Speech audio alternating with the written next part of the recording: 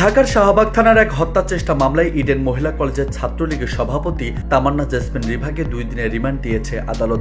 সোমবার শুনানি শেষে এ আদেশ দেন ঢাকা মহানগর আদালতের বিচারক মোস্তাফিজুর রহমান।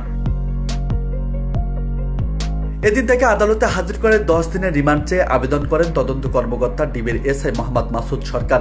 আসামি পক্ষের আইনজীবী ফারজানা ইয়াসমিন রাখি রিমান্ড বাতিল চেয়ে জামিন আবেদন করেন। রাষ্ট্রপক্ষ রিমান্ড মঞ্জুরের পক্ষে শুনানি করেন। উভয়ের পক্ষে শুনানি শেষে আদালত আদেশ দেন।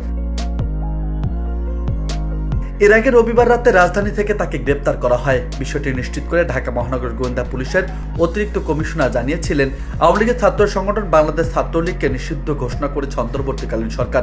নিষিদ্ধের পরও রাজনৈতিক তৎপরতার চেষ্টা চালাচ্ছে গ্রেপ্তার রিভা সহ সংগঠনের অনেকেই।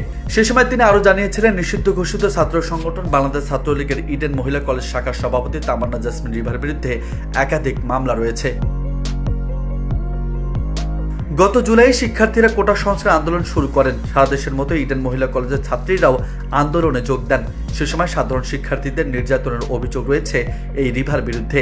15 জুলাইয়ের পর আন্দোলন তীব্র হলে ইডেন ছাত্রীরাও ছাত্রলীগের নেতৃত্বের বিরুদ্ধে প্রতিরোধ গড়ে তোলেন। এতে টিকতে না পেরে পালিয়ে যান রিভা। এরপর থেকে তার হদিশ ছিল না। নিউজ ডেস্ক, বার্তা 24।